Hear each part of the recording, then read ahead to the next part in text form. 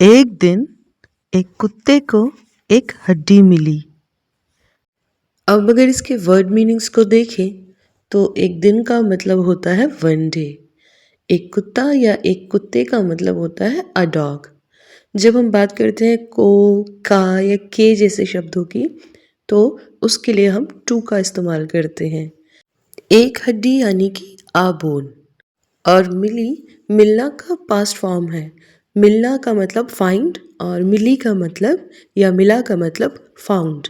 तो दोस्तों, अब हमें हिंदी में जो हमारा वाक्य है वो पता है, उसके साथ साथ हमें उस पूरे वाक्य के वर्ड मीनिंग्स पता हैं। तो अब हम आसानी से इस हिंदी वाक्य को इंग्लिश में खुद से ट्रांसलेट कर सकते हैं बिना किसी की मदद के। तो अब अगर हम इसके इंग्लिश ट्रांसलेशन को देखें तो वो होगा one day a dog found a bone. आप बीच बीच में ना वीडियो को पॉज करके खुद से भी प्रैक्टिस कर सकते हैं, जिससे कि मेरे बताने से पहले ही आप एक पूरा सेंटेंस का फॉर्मेशन कर पाए। वो बहुत भूखा था। अब अगर इसके वर्ड मीनिंग्स को देखें तो वह यानी कि ही। जब भी हम किसी लिविंग थिंग के मेल वर्जन की बात करते हैं जहाँ पर उनका नाम नहीं इस्तेमाल हो रहा है और वह शब्द यूज़ हो रहा है तो उसके लिए ही का इस्तेमाल होता है। और जब भी हम किसी फीमेल वर्जन की बात करते हैं तो उनके लिए शी का इस्तेमाल होता है। बहुत का मतलब होता है वेरी। भूखा या भूखी का मतलब होता है हंग्री। था जो है वो हैव का पास्ट फॉर्म है। है का मतलब होता है इज। था का मतलब होता है वॉज। तो अब अगर हम एक कंप्लीट सेंटेंस फॉर्मेशन को देखें तो खुद से यहाँ भी आप वो फॉर्मेशन कर सकते हैं। तो इसका कंप्लीट सेंटेंस होगा ही वॉज वेरी हंग्री। अगला वाक्य है उसने हड्डी को अपने मुंह में पकड़ा। अब अगर इसके इंग्लिश हिंदी वर्ड मीनिंग्स को देखें तो जैसे हमने पहले भी बात की थी ना पिछले सेंटेंस में कि जब भी हम किसी male version of living thing की बात करते हैं तो उसके लिए ही का इस्तेमाल होता है। तो वह हो गया, उसने हो गया, ऐसे शब्दों के लिए हम ही का इस्तेमाल करेंगे। हड्डी को शब्द के लिए हम द बोन का इस्तेमाल करेंगे और अपना या अपने के लिए हिज का यूज़ करेंगे। मुंह की जब हम बात करते हैं तो उसको माउथ कहते हैं। में क्योंकि अंदर के लिए प्रयोग होता है तो इसलिए इन कहेंगे। और पकड़ा जो है वो पकड़ने का पास्ट फॉर्म है। पकड़ने का मतलब होता है होल्ड और पकड़ा का मतलब हो जाएगा हेल्ड। तो अब अगर हम इसके कंप्लीट सेंटेंस की बात करते हैं तो वो होगा he held the bone in his mouth. तो आगे बढ़ जाते हैं अगले सेंटेंस की तरफ। वह खुशी खुशी अपने घर की ओर जा रहा था। तो इसके वर्ड मीनिंग को देख लेते हैं। कुछ ऐसे बेसिक वर्ड्स हैं जिसको एक बार अगर आप समझ लेते हैं तो वो बार बार यूज़ हो रहे होते हैं। तो जैसे हमने पहले ही देख लिया कि वह के लिए हम ही का इस्तेमाल करेंगे। और खुशी खुशी का मतलब होता है हैप्पीली। खुश होने का मतलब होता है हैप्पी। तो अगर मैं सेंटेंस में बात करूं कि आप बहुत खुश हैं तो इसका इंग्लिश मीनिंग हो जाएगा यू आर वेरी हैप्पी। लेकिन जब हम बात करते हैं खुशी से या खुशी खुशी तब हम इस्तेमाल करते हैं हैप्पीली। अपने हिज घर यानी होम की ओर यानी कि टुवर्ड्स की तरफ या की ओर के लिए टुवर्ड्स यूज़ करते हैं। जा रहा जब हम कहते हैं या जा रही जब हम कहते हैं तो ये प्रेजेंट कंटिन्यूस में हो रहा है, वर्तमान समय में ये चीज़ हो रही है। तो अगर हम जाने की बात करते हैं, जाना, तो उसका मतलब होता है गो। जब हम कह रहे जा रहा है या जा रही है तो हम कहते हैं गोइंग। और था के लिए तो वॉज है ही, वो हम पहले ही जान चुके हैं। तो अब आप देखेंगे कि ये इतना मुश्किल भी नहीं है दोस्तों जितना हम सोचते हैं ना।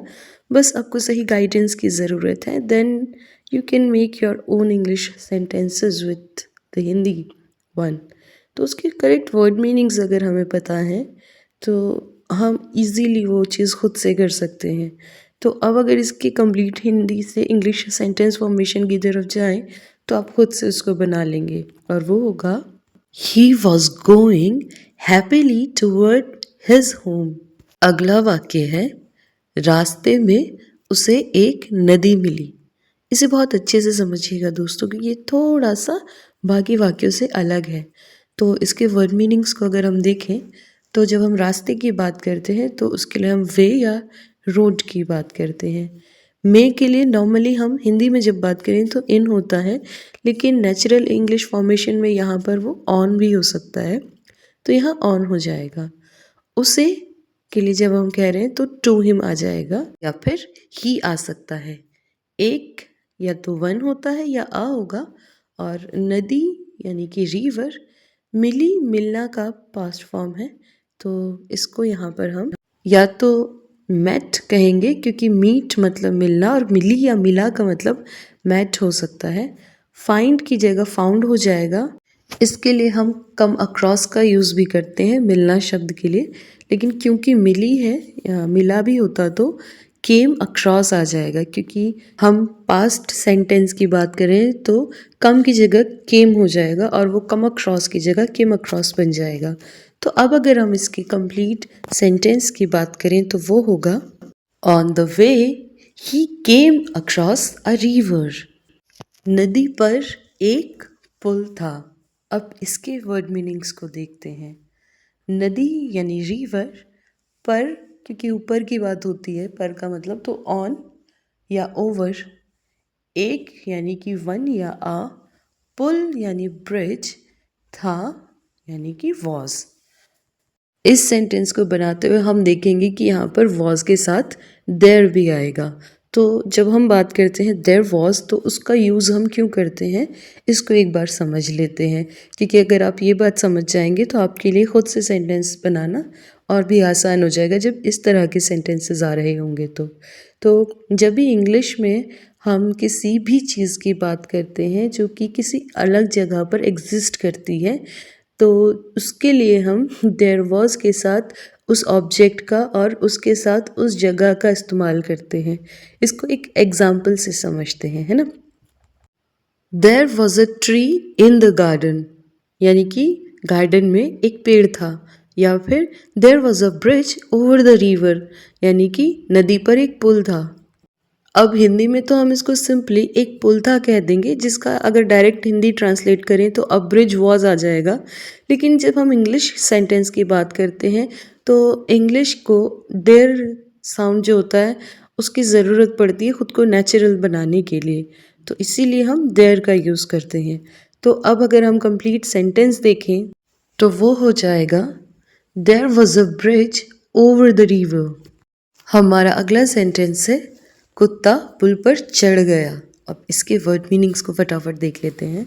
तो कुत्ता यानी डॉग, लेकिन जब हम इंग्लिश में कहेंगे तो हम कहेंगे द डॉग, क्योंकि हम एक स्पेसिफिक डॉग के बारे में बात कर रहे हैं। पुल पर यानी कि ब्रिज, पुल मतलब ब्रिज और पर मतलब ऑन। जब हम इकट्ठा इनको लाएंगे सो टुगेदर हम कहेंगे on the bridge. But since हम ऐसे डॉग की बात कर रहे हैं जो मूव कर रहा है, गोइंग अप ना, ऊपर की तरफ चल रहा है, तो हम इंग्लिश में इसको बोलेंगे on to the bridge. Movement जो है वो सरफेस पे हो रही है कि, तो उसको हम बोलेंगे ऑन टू द ब्रिज। अब अगर हम इसके डिफरेंस को समझें तो हम जानेंगे कि ऑन तो ऑलरेडी ऑन है ही, ऊपर है ही, लेकिन ऑन टू जब हम बोलते हैं तो इसका मतलब है कि मूवमेंट हो रही है टॉप पर, तो इसीलिए हम बोलेंगे ऑन टू द ब्रिज। अब बात करते हैं चढ़ गया की। तो चढ़ का मतलब हो जाएगा क्लाइंब, गया जो है वो वेंट हो जाएगा, क्योंकि ये एक कंप्लीट एक्शन को दिखा रहा है, जो चीज़ हो चुकी है उसके बारे में बात कर रहे हैं, तो वेंट आ जाएगा। तो अगर हम इसको इकट्ठा देखें टुगेदर, इसका मीनिंग होगा क्लाइंब्ड। तो ये कंप्लीट एक्शन है। इंग्लिश में हम जब इसको ट्रांसलेट करेंगे तो हम उसको सेपरेटली नहीं करेंगे, हम इसको एक साथ पास्ट टेंस में दिखाते हुए कहेंगे, क्योंकि ये कंप्लीट सेंटेंस बन गया है। तो अगर हम इसको देखें हिंदी से डायरेक्ट इंग्लिश में ऑर्डर सेंटेंस को लाएं तो वो बनेगा कुत्ता पुल पर चढ़ गया, डॉग ब्रिज ऑन क्लाइंब्ड। लेकिन अगर हम एक कंप्लीट इंग्लिश सेंटेंस की बात करें तो उसका जो करेक्ट ऑर्डर होगा वो होगा the dog climbed on to the bridge. हमारा अगला सेंटेंस है जब उसने नीचे पानी में देखा। तो इसके वर्ड मीनिंग्स है जब मतलब व्हेन, उसने ही, नीचे डाउन, पानी वाटर, में इन देखा सॉ या लुक्ड। देखा देखने का पास्ट फॉर्म है, देखना यानी कि सी या लुक, देखा का मतलब हो जाएगा सॉ या लुक्ड।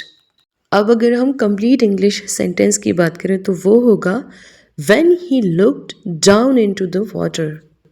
अब अगर हम अगला सेंटेंस देखें तो उसे अपनी ही परछाई दिखाई दी। इसके वर्ड मीनिंग्स को देख लेते हैं। तो के लिए हम देन या सो का इस्तेमाल करेंगे। उसे टू हिम या ही, अपनी यानी कि खुद की, हिज ओन, ही ओनली, ओन। तो ये दिखाता है that the reflection was his, not someone else। परछाई की अगर बात करते हैं तो वो रिफ्लेक्शन या शेडो हो सकता है। दिखाई का मतलब होता है सीन या विजिबल। अब दिखाई दी का मतलब पास्ट फॉर्म में चला गया तो दी वॉज हो जाएगा। तो अगर हम इसके डायरेक्ट हिंदी से इंग्लिश ट्रांसलेशन की बात करें तो ये सेंटेंस बनेगा तो उसे अपनी ही परछाई दिखाई दी, यानी कि then to him his own reflection was seen. लेकिन अगर हम इसके करेक्ट ऑर्डर इंग्लिश सेंटेंस की बात करें तो वो होगा he saw his own reflection. हमारा अगला सेंटेंस है उसने देखा कि इस कुत्ते के मुंह में भी एक हड्डी है। और इसके वर्ड मीनिंग्स को अगर हम देखें तो उसने यानी कि ही देखा सॉ, क्योंकि देखना सी होता है और देखा मतलब पास्ट फॉर्म, कि दैट उस कुत्ते द डॉग के ऑफ, मुंह यानी कि माउथ, में यानी कि इन, भी ऑल्सो, एक यानी कि वन या अ, हड्डी यानी कि बोन, है इज। तो अगर हम इसकी कंप्लीट इंग्लिश सेंटेंस को देखें तो उसकी फॉर्मेशन होगी he saw that the dog also had a bone in its mouth. हमारा अगला सेंटेंस है वो लालची हो गया। अब इसके अगर वर्ड मीनिंग्स को देखें तो वह ही, लालच होता है ग्रीड, लालची का मतलब होता है ग्रीडी, होना यानी बिकम, और हो गया यानी कि बिकेम।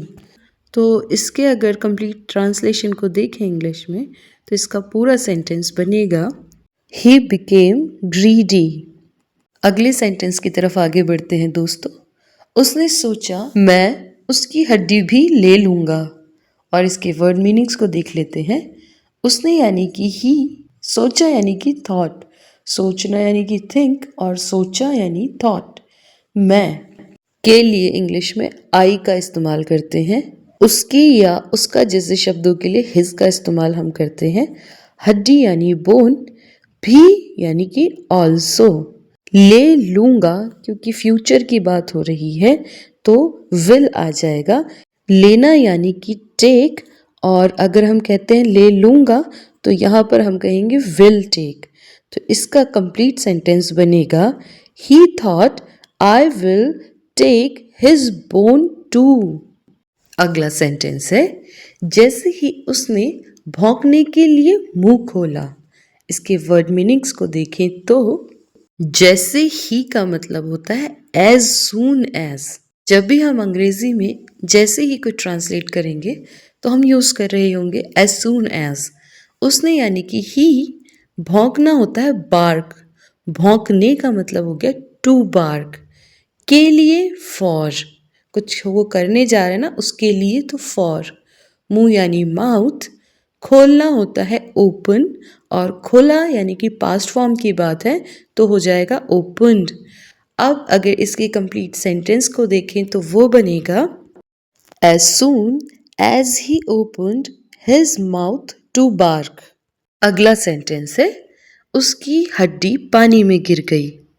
इसके वर्ड मीनिंग्स को देखें तो उसकी यानी हिज, हड्डी यानी बोन, पानी वाटर, में यानी कि इन, गिरना होता है फॉल, गिर गई यानी कि हो चुका, पास्ट फॉर्म है तो फेल हो जाएगा।